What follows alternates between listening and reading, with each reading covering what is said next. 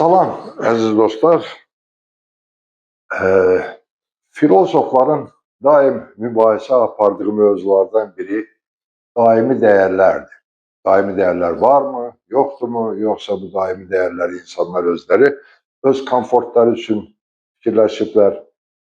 Ancaq gəlin razılaşaq ki, sevgi, Allah sevgisi, vətən sevgisi, övlad sevgisi, ailə sevgisi və s.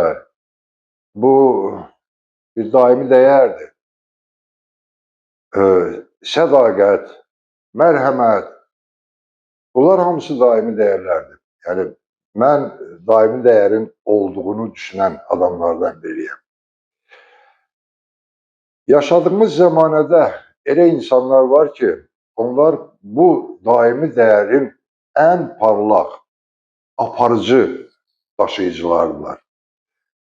Bu adamlardan biri bizim Respublika ictimaiyyətinə və Respublikanın hüdudlarından kənarda elmi dairələrdə, oftalmologiya sahəsində, bədii ədəbi yaradıcılıq sahəsində tanınmış gözəl alim, gözəl müəllim, gözəl həkim, şair və ictimai xadim Paşa müəllim Qəlbinurdur. Mən taleyimdən çox razıyam ki, Paşa müəllimlə birlikdə bizim Dünya Azərbaycanlıları Konqresində birgə fəaliyyətimiz olub və Paşa müəllimlə birlikdə biz bugün də tez-tez görüşürük, söhbət edirik, çay içirik və bu münasibətlərdə, bu ünsiyyətdən mənim qazanclarım çoxdur. Ona görə də böyük məmnuniyyətlə mən istəyirəm bugün sözü Paşa müəllimə verim və Paşa müəllimin mənim qazandıqlarım, o dəyərləri sizinlə də paylaşmaq kimi bir imkan olsun. Xoş gəldiniz Paşa müəllim. Mən də salamlayıram sizləri. Mənim babalarım, deməli, Qərbi Azərbaycanda yaşayıblar vaxtilə, nənələrim. Onlar, atamgil Qərbi Azərbaycanın Vedi rayonunda olublar, Çimən kəndindən. Anam İrəvan şəhərində. Və mən orta məktəbə gedənə kimi 5-6 yaşına kimi deməli İrəvanda olmuşam və o 5-6 yaşında uşağın yaddaşında nə qalarsa onları mən xatırlayıram. Elə Vedi ilə də bağlı, İrəvanla da bağlı. Mənim ulu babam Şeyx Molla Məhəmməd Baqır Ağa Qazizadə İrəvani İrəvan quberniyasının sonuncu şeyxi olubdur. Deməli, Şeyx Molla Məhəmməd Baqır Ağa Qazizadə İrəvani. O həm də deməli İrəvan quberniyasının qazisi olubdur. İndiki deməli meyarlarla desək, deməli Ədliyyə naziri. Onun çoxlu xeyirxah işləri olubdur. Xatirəsi bizə əziz olan Hacı Zeynalabdin burada Bakıda Qızlar məktəbi açanda çox böyük çətinliklərin hesabına biz oxumuşuq onu. Xüsusi icazə lazım idi çardan. Çünki bizim qızlarımız deməli o müasir 3 dildə olan məktəb idi. Elə həmin vaxtda bir təxminən 3-4 ay fərqlə İrəvanda mənim ulu babamın böyük deməli səyi ilə, zəhməti ilə 3 dildə deməli Qızlar məktəbi açıldı və bu məktəbin bu şəkildə gördüyünüz kimi o öz böyük mülkünü bağışlamışdı bu məktəbə və ömrünün sonuna qədər, yəni 11-ci, 12-ci ilə qədər onun bütün xərclərini deməli qarşılamışdı o məktəbin müəllimlərinin hamısını bütün. Özü də orada deməli dil ədəbiyyatdan və din dərsləri deyilmiş. 6 yaşım olanda biz Şəmkirə köçdük. Çünki mənim atamın əmsi uşaqları ora gəlmişdilər, iyiləşmişdilər. Gəncədə dayılarım gəlmişdilər. Ona görə babam məcbur qaldı nənəmlə gəldilər öz oğlanları olan yerə Gəncəyə köçdülər. Babam məktəb direktoru idi. kimya universitet bitirmişdi o vaxtlar. Çox ziyalı, yüksək mədəniyyətli, fəlsəfəni bilən bir Hüseyn babam. Mənim böyük dayım orada tibb institutunu bitirmişdi, göz həkimi idi. Bizim nəsildə çox sayda göz həkimləri var. Mənə ən yaxın olan o dayım idi, Sülhəddin dayım. Mən ona baxdım, onun sənətini sevdim, seçdim. Belə bizdə ondan sonra da mənim deməli bacım, mənim tələbəm elmlər doktorudur. Moskvada yaşayır ailəsi ilə. Mənim övladlarım göz həkimləridirlər. Başqa qohumlarımızdan çox. Yəni bu nəsil səciyyələ bu 100 ildən artıqdır ki, bizim nəsildə çoxlu sayda göz həkimləri var. O qədim kitablar ötürülür nəsildən nəslə. Təcrübə ötürülür. O da çox yaxşıdır ki, bütün dünyada müxtəlif peşələrin elə nəsillə bir fəaliyyəti mövcuddur. Bizdə də göz həkimləri. Mənim 6 yaşım olanda biz Şəmkirə köçdük. Çünki qeyd etdiyim kimi atamın həmisi oğlanları ora gəlmişdilər. Və mən artıq məktəbə Şəmkirdə getdim. 1-ci sinifə. Orada o Alman koloniyası olan yer vardı. O vaxt Lenin kəndi, Lenin qəsəbəsi adlanırdı. Gözəl müəllimlərimiz olub orada, onları xatırlayıram. Və ondan sonra da deməli mən Bakıya gəldim. Orta məktəbi bitirəndən sonra tibb institutuna daxil oldum. Sonra davam elədim.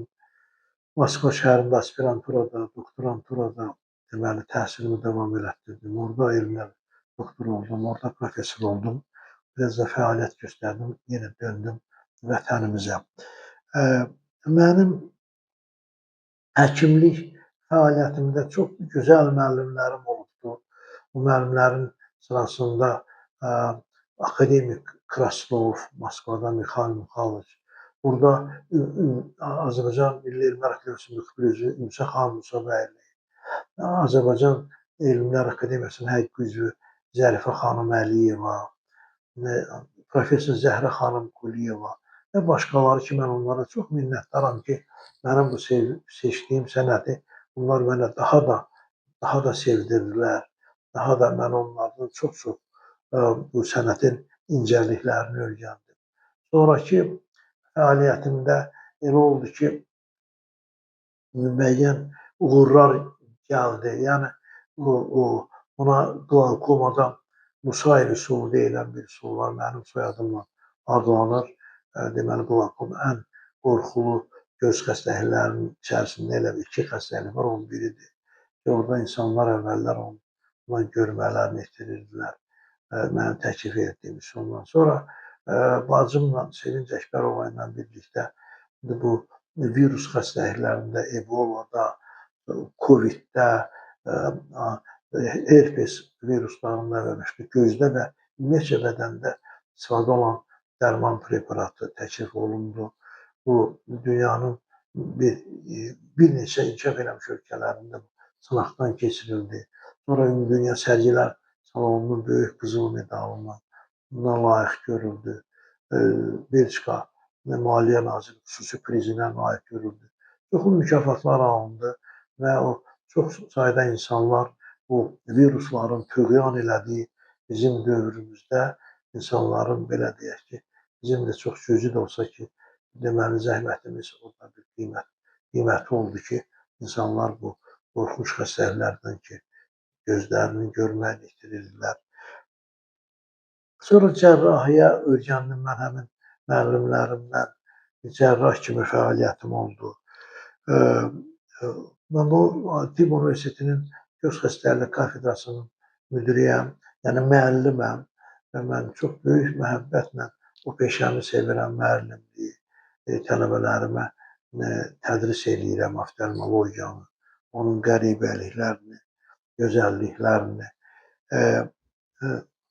Bax, belə fəaliyyətimiz oftalmologiya, dünyanın müxtəlif ölkələrində düzənlənən elmi konfranslarda biz fikirlərimizi bölüşürük. İndi Azərbaycanda böyük belə beynəlxalq səviyyədə toplantılar olur. Elə Avropadakı kimi, qitənin o birisi tərəfindəki kimi. Yəni, o Azərbaycan oftalmologiyası tanınır və dünyada yəni sayılır. Bu mənada çoxlu sayda tələbələrim var ki, onlar o Azərbaycan oftalmologiyasının uğur ənənələrini davam elətdirirlər. Yenə qaldı bu yaradıcılıq mənasında həkimlik mənim peşəmdir. Mən onu sevmişəm, seçmişəm dediyim kimi müəllimlərimə də borcluyam. Ancaq bu yaradıcılıq bu taledir. Məsələn, bizim evdə 3 uşaq olmuşuq ki, mənim qardaşım, bacım. Üçümüz də orta məktəbi medalla bitirmişik. Moskvada aspiranturada müdafiələr eləmişik və s. Ancaq onların heç biri yaradıcılıqları yoxdur. Yəni şeir yazmırlar, roman yazmırlar, nəsr yazmırlar. Nətərsə bu mənim taleyimdir görünür ki, mənim taleyimə bu da yazılıb ki, mənim bu Azərbaycanın ilk miniatür romanını mən yazmışam. Bu son 15 ildə, 20 ildə kiçik romanlar, böyük əsərlər sıxırlar. Bir vaxt azlığıdır, kiçik bir həcmə gəlir və o miniatür romanı oxuyanda görüşür ki, o böyük əsərdir, sıxılıbdır. Və o Qara Su romanım çap olunubdur dünyanın müxtəlif ölkələrində, 3 dəfə İngiltərədə, Hollandiyada, Rusiyada, Türkiyədə və s. başqa ölkələrdə müəyyən mükafatlar alıbdır.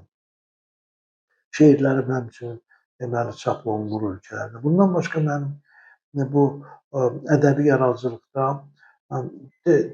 tibbin, fəlsəfənin və poeziyanın üçünün kəsişdiyi nöqtədə olan tədqiqatlarım var. Və bu tədqiqatların nəticəsində çox subyektiv olan bir ədəbi yaradıcılıq məhsuluna obyektiv qiymət vermə imkanı əmələ gəldi. Yəni bir instrumental meyar təklif olunubdur. Yəni metr, ölçü vahidi, çəki vahidi. Məsələn, bir dənə ən gözəl şeiri iki adam mübahisə edə bilər. Biri deyə bilər ki, çox yüksək əyarda bir ədəbi nümunədir. İkincisi deyə bilər ki, yox, bu heç bir qiyməti yoxdur.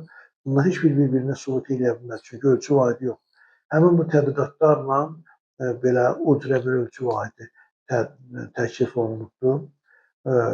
Məsələn, bir misal deyə bilərəm ki, aydın olsun, vaxt məhdudiyyəti var.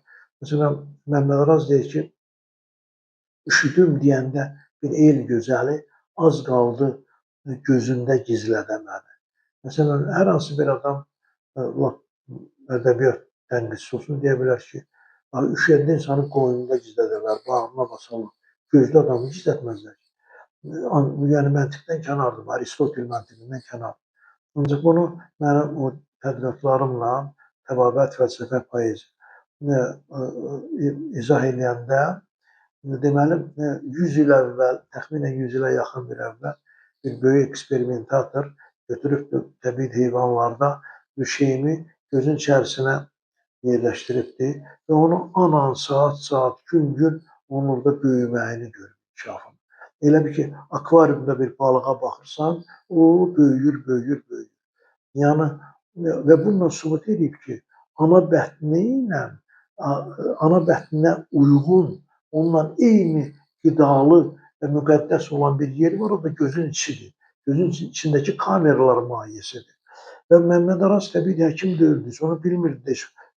Çox adam bilmir, o həkimlər də çox bilmir. Belə bir bakteri eksperiment oldu. O göydən gəlir o his.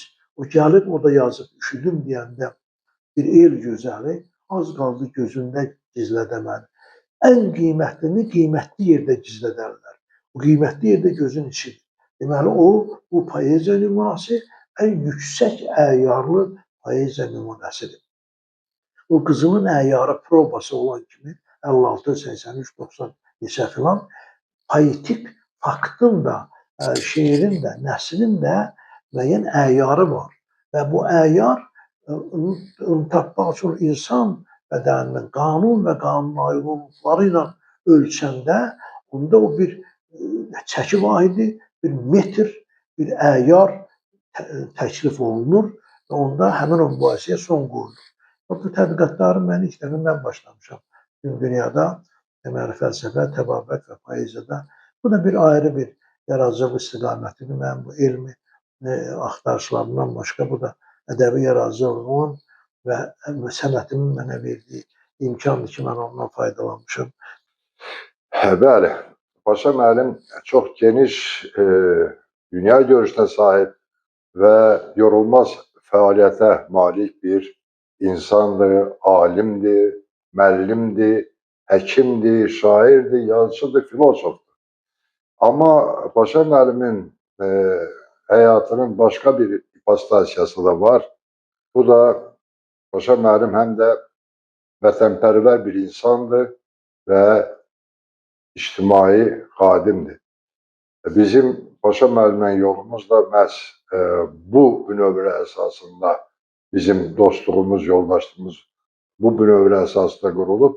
Paşa müəllim uzun müddət Dünya Azərbaycanlıları Konqresinin fəal üzvlərindən olub və son dövr, yəni son qurultaylarda seçilmiş sədrdir. Dünya Azərbaycanlıları Konqresinin seçilmiş sədridir. Dünya Azərbaycanlıları Konqresini heç kim fəaliyyətini dayandırmayıb və sədrin fəaliyyətinə də heç kim xitam verməyib.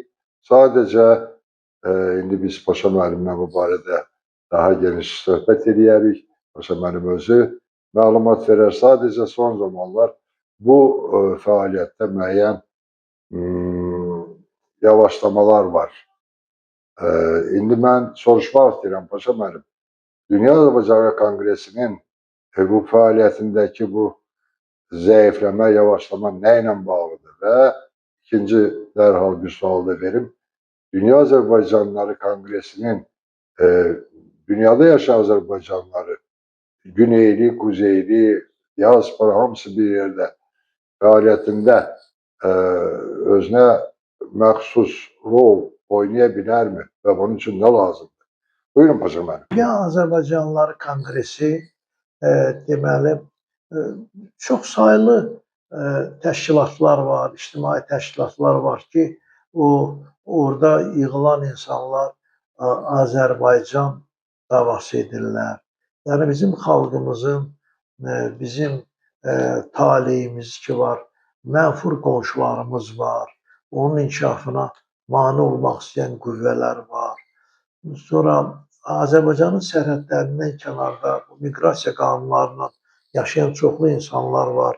Onların taleyi ilə bağlı və bu belə fəaliyyətdə bulunurlar. Dünya Azərbaycanlıları Konqresi o təşkilatlardan biridir. Mən elə gəlir ki, daha belə nisbətən daha cəlb insanların cazibəsində olan, diqqətində olandır. Mən Dünya Azərbaycanlıları Konqresinin sədri kimi mənim fəaliyyətim bizim gözəl dostlarımızın birgə fəaliyyəti nəticəsində nəyə ki insanın bir ziyalı adamların gücü çatar, o qədər fəaliyyət göstərdik. Məsələn, tutaq ki, Gürcüstanda mənim bu o vaxtlar o pasport məsələsi vardı, problem. Hər dəfə burada yaşayan qohumlarına, dostlarına qonaq gedib gələndə o pasporta zadlar vurulur, mühür vurulurdu və o dolurdu. O pasportları bir də deməli müəyyən maddi qarşılığında təzədən dəyişmək lazım gəlirdi. Sonra universitetdə bir arada yadınızdadırsa Azərbaycan Universiteti dayandırıldı fəaliyyəti. Müəyyən universitetdə dilimizin tədrisi dayandırıldı. Bütün bunları bizim təşkilatımız, mən də sədri kimi müraciət elədik rəhbərliyinə. Məsələn, bunlar yoluna qoyuldu.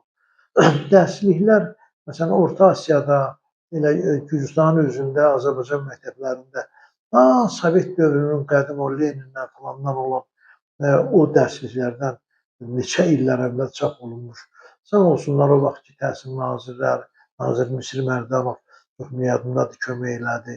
Başqa deməli dostlar kömək elədilər ki, böyük deməli sayda təyyarə tutan sayda biz Orta Asiyada olan məktəblərə kitablar apardıq, verdik. Yəni onların xırda kiçik qayğıları ilə deməli qarşıladıq qayğılarını. Avropada məsələn xahiş elədilər ki, o vaxtlar o vaxt fərqinə görə okeanın o tayında Amerikada məsəl üçün burada gecə olanda orada gündüzdür. Həmin vaxtlarda olan bizim filmlərimizi versinlər. Onlar hər bir qürbətdə yaşayan Azərbaycanlı mən görmüşəm ki, axşam evə gələndə mütləq müəyyən müddətə açır Azərbaycan televiziyasını, baxır, vətənlə nəfəs alır ki, o gecə yarı vaxta vermirlər. Məsələn, burada xahiş elədim. Yəni, bu cürə misalları hədsiz çox deməli, çəkmək olar, danışmaq olar. İrandan gələn o soydaşlarımız ki vardı, çoxlu sayda bu gəncləri müəyyən təhsil haqqından xahiş elədik. Deməli, təşkilatımızın adından azad olundular. Onların bəziləri, məsəl üçün, istədilər ki, Avropada yaşayarlar, gedərlər. Yəni, bu işlər əslində belə baxanda kiçik işlərdir, amma yığılanda müəyyən bir effektə transformasiya olur, çevrilir. Yəni, Dünya Azərbaycanlıları Konqresinin qarşısına qoyduğu məqsəd odur ki, dünyanın hansı ölkəsində, hansı nöqtəsində yaşayan bir Azərbaycanlı varsa, onun qədəm qoyduğu torpaq Azərbaycan torpağıdır. Onun arzuları, onun fəaliyyəti bizim xalqımıza məxsusdur, bizim ölkəmizə məxsusdur. Bax, belə bu da yəni imkanımız dairəsində, məsələn, Dağıstanda yaşayan Azərbaycanlılar, Çində yaşayan Uyğurlar, yəni onlar nə qədər vaxt bizdən ayır, Balasaqonlu Yusif deyir ki, elə bir 1000 il əvvəl dediyi söz elə bir bu dəqiqə pərtəm bircə kişi tapmadığımdan, dərd başımdan basır, qəm ayağımdan. O Uyğurların Amerikada yaşayan liderləri xanımla buradan əlaqə saxlayırdıq. Onların o müəyyən çətin günlərində müəyyən bəyanatlar verdik.